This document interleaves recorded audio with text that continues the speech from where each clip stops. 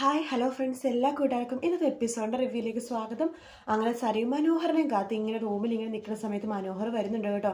എന്തായി, ഞാൻ പറഞ്ഞ കാര്യം അന്വേഷിച്ചു മനുവേട്ട? എന്താ സത്യാവസ്ഥ? എല്ലാം അന്വേഷിച്ചായിരുന്നു എന്ന് സരിയ ചോദിക്കുകയാണ്. മനു പറയുന്നുണ്ട്, എല്ലാം അന്വേഷിച്ചു മോളെ. എന്നിട്ട് എന്നിട്ട് എന്തായാലും ചോദിക്കുമ്പോൾ അത് മോളുടെ അമ്മ മോള് വിചാരിക്കുന്ന പോലെ ആ താരാന്ന് പറഞ്ഞ സ്ത്രീയല്ല, ഇവിടുത്തെ ഷാരി എന്ന് പറഞ്ഞ സ്ത്രീയാണ്. സത്യമാണ് മനുവേട്ടാ. അപ്പോൾ എൻ്റെ മമ്മ മാറിയിട്ടില്ലല്ലേ എന്ന് പറയുമ്പോൾ, മോളു എനിക്ക് അങ്ങനെ പറയണമെന്ന് ആഗ്രഹമുണ്ട്, പക്ഷേ അല്ല മോളു, അങ്ങനെയല്ല. മോളുടെ അമ്മ ആ താരാന്ന് പറഞ്ഞ സ്ത്രീ തന്നെയാണ് എന്ന് മനു പറയുമ്പോഴേക്കും, ഏ എന്തൊക്കെയാണ് മനുവേട്ട പറയണത്? സത്യമാണോ? സത്യമാണ്. എൻ്റെ മോള് പറഞ്ഞാൽ ഞാൻ സത്യമായിട്ടല്ല ഞാൻ അന്വേഷിക്കുള്ളൂ. മോളുടെ കൂട്ടുകാരത്തി കള്ളം വേണ്ടില്ല, ആത്മാർത്ഥമായിട്ട് തന്നെയാണ് പറഞ്ഞത്. മോളുടെ അമ്മ താരാന്ന് പറഞ്ഞ സ്ത്രീയാണ്. അയ്യോ, അതെങ്ങനെ നടക്കും മനുവേട്ട? എൻ്റെ അമ്മ അപ്പോൾ ഷാരി അല്ലല്ലേ? ആ മിണ്ടാത്ത സ്ത്രീയാണോ? അതേ മോളു. അതെങ്ങനെയാ മനുവേട്ടാ? എൻ്റെ അമ്മ ഷാരി പ്രസവിച്ച സമയത്ത് അവരുടെ അടുത്ത് കിടക്കണത് ഞാനാ. പിന്നെ ഞാനെങ്ങനെ മാറിയത് എന്ന് ചോദിക്കുമ്പോഴേക്കും മനു പറയണ്ട, മോളെ അതിനെക്കുറിച്ചൊക്കെ ഞാൻ കറക്റ്റായിട്ട് അന്വേഷിച്ചായിരുന്നു. മോളുടെ അമ്മ പ്രസവിച്ച സമയത്ത് മോളുടെ അച്ഛൻ മാത്രമേ കൂടെ ഉണ്ടായിരുന്നുള്ളൂ. മോളുടെ അമ്മ പ്രസവിച്ചപ്പോഴേക്കും ആ കുഞ്ഞ് പെൺകുഞ്ഞായിരുന്നു. ആ കുഞ്ഞ് മരിച്ചുപോയി. അതിനുശേഷം ആ കുഞ്ഞ് ബോധമില്ലാതെ അമ്മ കിടക്കുമായിരുന്നു പ്രസവം കഴിഞ്ഞിട്ട്. അപ്പോൾ ആ മോളുടെ അമ്മയായിട്ടുള്ള ഷായുടെ ആ കുഞ്ഞിനെ അത് മാറ്റിയിട്ട് അവഹിതത്തിലുണ്ടായിരുന്ന ആ താരയുടെ കുഞ്ഞിനെടുത്ത് വെക്കുമായിരുന്നു ചെയ്തത് മോളുടെ അച്ഛൻ എന്ന് പറഞ്ഞ ആ ദുഷ്ടൻ. അയ്യോ, അയാൾ എന്തൊരു ദുഷ്ടനാണല്ലേ! അയാൾ എന്തൊരു ചതിയാ എൻ്റെ അമ്മയുടെ ചെയ്തത്. അതേ മോളു, സത്യം പറഞ്ഞാൽ മോളുടെ അമ്മ ഭയങ്കര പാവമാണ്. എല്ലാത്തിനും കാരണം ആ രാഹുൽ എന്ന് പറഞ്ഞ ആ ഒരൊറ്റ മനുഷ്യനാണ് എന്ന് പറയുമ്പോഴേക്കും സരു ഇങ്ങനെ ആലോചിക്കുകയാണ്. എന്താ എന്താ മോളും ആലോചിക്കുന്നത് ചോദിക്കുമ്പോൾ, അയാളൊരു വൃത്തികെട്ട മനുഷ്യനാണെന്ന് പറയാണ്. എന്താ മോളും അങ്ങനെ പറഞ്ഞത്? അല്ല, എൻ്റെ അമ്മേനെ കല്യാണം കഴിഞ്ഞിട്ടാണ് അയാൾക്ക് താരാന്ന് പറഞ്ഞ സ്ത്രീയിൽ ബന്ധം ഉണ്ടായത്. കുറേ നാൾ അയാൾ ആ ബന്ധം കൊണ്ടുപോയി. അതിന് ശേഷമാണ് അയാൾ ആ എൻ്റെ അമ്മേനെ ചതിച്ചിട്ട് അമ്മയുടെ കുഞ്ഞ് മരിച്ചപ്പോഴേക്കും അവിധത്തിലുള്ള കുഞ്ഞിനെ കൊണ്ടിട്ട് എന്നെ കൊണ്ടിട്ട് അയാൾ എൻ്റെ അമ്മയെന്ന് പറഞ്ഞാൽ അവരുടെ അടുത്ത് കൊണ്ടുപോയി വെച്ചത്. എന്നാലും എന്തൊരു ചതിയാണ് ചെയ്തതെന്നൊക്കെ ചോദിച്ചിട്ട് പൊട്ടിക്കഴിയണം. എനിക്കിപ്പോൾ അയാളുടെ വെറുപ്പാണ്, ദേഷ്യമാണ് എന്നൊക്കെ സരിയോ പറയുന്നുണ്ട് കേട്ടോ. അപ്പം മോള് താരടുത്ത് സ്നേഹമൊക്കെ കാണിച്ചത്, അതൊക്കെ എൻ്റെ അഭിനയമാണ്. അവരുടെ അടുത്ത് എനിക്കൊരു സ്നേഹമില്ല, എനിക്ക് ദേഷ്യം തന്നെയാണ്. എൻ്റെ അമ്മ ഷാരി തന്നെയാണ്. ഒരിക്കലും എൻ്റെ അമ്മ എന്നെ വേറെ സ്ഥലത്ത് പ്രതിഷ്ഠിക്കാൻ മനുവേട്ടാ.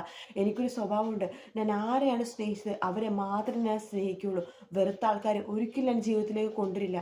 അതുകൊണ്ട് താരടുത്ത് എനിക്ക് എപ്പോഴും വെറുപ്പ് തന്നെയാണ്. ഒരിക്കലും ഞാൻ അവരെ അമ്മയായിട്ട് അംഗീകരിക്കില്ല എന്നൊക്കെ പറയാണ്.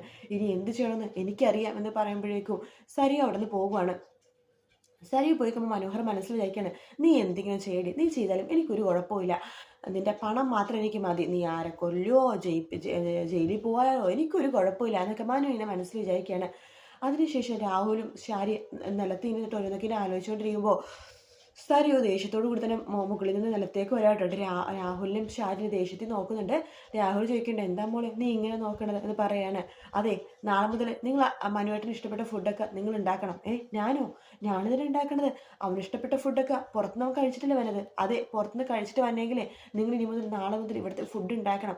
അടുക്കള പണിയൊക്കെ നിങ്ങളും കൂടി ചെയ്യണമെന്ന് പറയണം. അതിന് മുന്നേ ഞാനും കൂടി ചെയ്യണത് വെറുതെ ഇവിടെ ഇരിക്കുകയല്ലേ, പിന്നെ ചെയ്താൽ എന്താ? മനുവിന് വേണ്ടി ഫുഡ് ഞാൻ ഉണ്ടാക്കില്ല നമ്മളെന്ന് പറയാണിത്. നിങ്ങൾ ഇതിൽ പറഞ്ഞാലുണ്ടല്ലോ അത് സരി പെട്ടെന്ന് അടുക്കളയിലേക്ക് കയറി പോവാണ്. ശേഷം അവിടെ നിന്നൊരു കത്തി എടുക്കുകയാണ്. കത്തി എടുത്തിട്ട് നമ്മുടെ രാഹുലിനെ കുത്താൻ വേണ്ടി പോകും കേട്ടോ.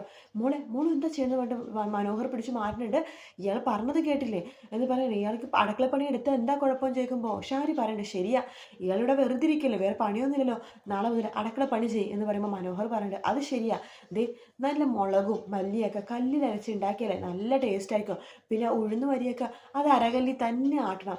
അപ്പം നല്ല ടേസ്റ്റ് ആയിരിക്കും, നല്ല രുചിയുള്ള ഭക്ഷണം കഴിക്കാം, നല്ല ആരോഗ്യം ഉണ്ടല്ലോ, പിന്നെ പണിയെടുത്താൽ എന്താ കുഴപ്പം എന്നൊക്കെ ചോദിക്കുകയാണ്. അതിനുശേഷം സരിയു പറയണ്ട, മര്യാദയ്ക്ക് ഞാൻ പറഞ്ഞ പോലെ ചെയ്തില്ലെങ്കിൽ നിങ്ങളെ കൊല്ലു, ഞാൻ നോക്കിക്കോ, എല്ലാവരുടെയും ജീവിതം തുലച്ചത് ഇയാൾ ഒറ്റൊരുത്തനാ എന്നൊക്കെ പറയാം. മോൾ സമാധാനമായിട്ടിരിക്കുക എന്ന് പറഞ്ഞിട്ട് പറയാണ്.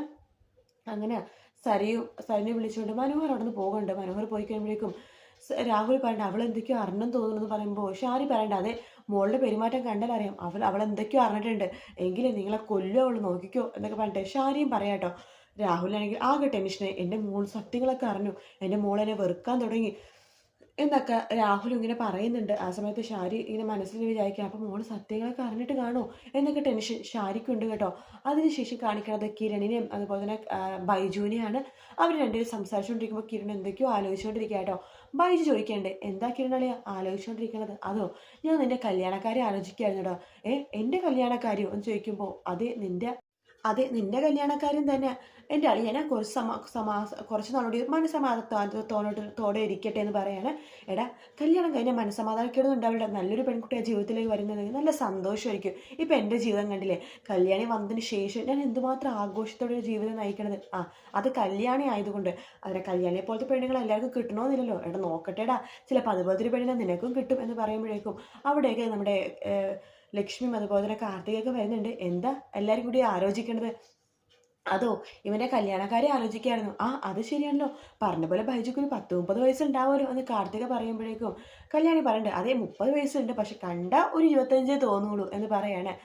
ലക്ഷ്മി പറയണ്ട, അതെ നല്ല പെണ്ണുങ്ങളൊക്കെ ഞങ്ങളുടെ ലിസ്റ്റിലുണ്ട് കേട്ടോ എന്ന് പറയുമ്പോൾ ഒന്ന് പോ ലക്ഷ്മി അമ്മേ, ഇവർ പറഞ്ഞത് കേട്ട് നിങ്ങളും കൂടി എന്നെ കളിയാക്കരുതെന്ന് പറയാണ്. അല്ല, ബൈജുക്ക് കല്യാണം കഴിക്കാനൊക്കെ പ്രായമായി, ഞങ്ങളും അതിനെക്കുറിച്ച് സീരിയസ് ആയിട്ട് ആലോചിക്കുന്നുണ്ട്. എന്തായാലും ഇന്ന് നല്ലൊരു ദിവസമായിരുന്നു, അപ്പം ഞങ്ങൾ പോട്ടെ. അടുത്ത ദിവസമേ ഇതേ കിരണേട്ടൻ്റെ അമ്മയുടെ വീട്ടിൽ കൂടണം കേട്ടോ എന്ന് കല്യാണി പറയുമ്പോൾ അതിനെന്താ, അവിടെ തന്നെ കൂടാ. അവിടെ നമ്മുടെ സോണിയും അതുപോലെ തന്നെ ആൽബിയേട്ടനൊക്കെ വരാമെന്ന് പറഞ്ഞിട്ടുണ്ട്. സോണിയുടെ ഭർത്താവിനെ കണ്ടിട്ടില്ലല്ലോ, അപ്പോൾ അതുകൊണ്ട് അവിടെ പോയി നമുക്ക് കൂടാമെന്ന് പറയാണ്. ശരി എന്നാൽ അങ്ങനെ ആവട്ടെ എന്ന് പറഞ്ഞിട്ട് കാർത്തിക ലക്ഷ്മി കൂടി അവിടെ നിന്ന് ഇറങ്ങും കേട്ടോ. അവർ പോയി കഴിയുമ്പോഴേക്കും കിരണിനൊരു ഫോൺ വരുവാണ്. എന്താ പെട്ടെന്നോ? ശരി ഞങ്ങൾ പെട്ടെന്ന് വരാം എന്ന് പറയാണ്. കല്യാണി പെട്ടെന്ന് വാ, ഒരു കാര്യമുണ്ട്. എന്താ കിരണേട്ടാ? കല്യാണി ഞാൻ വന്നിട്ട് പറയാം. എന്താ മോനെ, എന്താന്നൊക്കെ ബൈജു ചോദിക്കുന്നുണ്ട്. അതൊക്കെ ഞങ്ങൾ വന്നിട്ട് പറയാം. കല്യാണി പെട്ടെന്ന് വണ്ടി കയറി എന്ന് പറഞ്ഞിട്ട് വണ്ടി എടുത്തിട്ട് കിരൺ ഹോസ്പിറ്റലിലേക്ക് പോകാട്ടോ. ആ സമയത്ത് ഹോസ്പിറ്റലിൽ എഴുതി അവിടെയാ എന്ന് പറഞ്ഞിട്ട് ഐസിയുവിൻ്റെ ഇടയ്ക്ക് പോകുമ്പോഴേക്കും അവിടെ നമ്മുടെ അമ്മുമ്മയുണ്ട്. അമ്മുമ്മ ഇങ്ങനെ കൈകൂപ്പി നിൽക്കുകയാണ്. വന്നല്ലോ, സമാധാനം എന്ന് പറയുമ്പോഴേക്കും അതെ, നിങ്ങളെ കാണാൻ വേണ്ടിയിട്ടല്ല ഞങ്ങൾ വന്നത്, ഞങ്ങളെ സഹായിക്കണം എന്ന് പറയുമ്പോഴേക്കും നിങ്ങൾ ഒരുപാട് സഹായിച്ചിട്ടുണ്ടെന്ന് കല്യാണി പറയാണ്. ഇതിനു മുമ്പ് ഇയാൾ ICU വന്നിട്ട് ഹാർട്ട് അറ്റാക്ക് വന്ന് കിടന്നപ്പോഴേക്കും രാജപ്പനെ 10 ലക്ഷം രൂപ കൊടുത്ത് അയാളെ സഹായിച്ചിട്ട് അവസാനം അയാളെ ആട്ടും തുപ്പും കേൾക്കേണ്ടി വന്നു. ഒരുപാട് പ്രാഗിതാണല്ലോ ഞങ്ങൾ എന്ന് പറയാണ്. എന്നിട്ടിപ്പോൾ എന്തായിരുന്നു ഒരു അഹങ്കാരം എന്ന് പറയാണ്.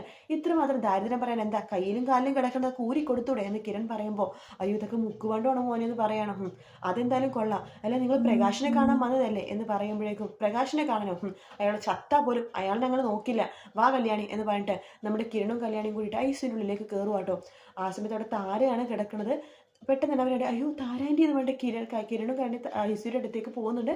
താരാൻറ്റി ഇതെന്താ സംഭവിച്ചത് എന്ന് കിരൺ ചോദിക്കുകയാണ്. ആരാ താരാൻറ്റി ഇങ്ങനെ ചെയ്തത് എന്ന് കിരൺ ചോദിക്കുമ്പോഴത്തെ ആ സംഭവം പറയൂ കേട്ടോ. താര വീട്ടിലിരിക്കുന്ന സമയത്ത് സരിയു കുറേ ഫ്രൂട്ട്സും ഒക്കെ ആയിട്ട് വീട്ടിലേക്ക് വരുവാണ്. താര സരിയുവിനെ കണ്ടത് കെട്ടിപ്പിടിക്കുന്നുണ്ട്. പക്ഷെ സരിയു വന്നത് വേറൊരു ഉദ്ദേശത്തോടു കൂടി തന്നെയാണ്. അങ്ങനെ സരിയു വീട്ടിൽ വന്നിട്ട് താര കെട്ടിപ്പിടിച്ചിരിക്കുമ്പോഴേക്കും സരിയു ദേഷ്യത്തോടു കൂടി തന്നെ താരയെ നോക്കുവാണ്. തനിക്കൊരു ചായ വേണം, തൻ്റെ അമ്മയായിട്ടുള്ള താര ഉണ്ടാക്കി തരണം എന്ന് പറഞ്ഞിട്ട് താരനെ അടുക്കളയിലേക്ക് കയറ്റുന്ന ഭാഗത്തോട് കൂടിയിട്ടാട്ടോ എപ്പിസോഡ് തീരുന്നത്. വീഡിയോ ഇഷ്ടപ്പെട്ടെങ്കിൽ ലൈക്ക് ചെയ്യുക, സബ്സ്ക്രൈബ് ചെയ്യുക, കമൻറ്റ് ചെയ്യുക. മറ്റൊരു വീഡിയോ ആയിട്ട് വീണ്ടും കാണാം. Take care, bye bye.